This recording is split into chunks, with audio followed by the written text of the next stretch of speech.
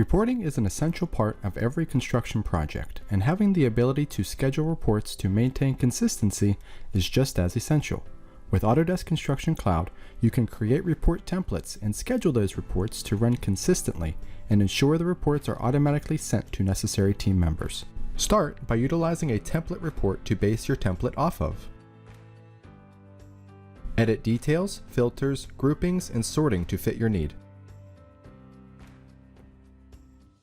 When finished, click Run Report. At this point, you'll have the opportunity to save as a template and have the ability to generate this report multiple times. Select Yes and update the name as needed.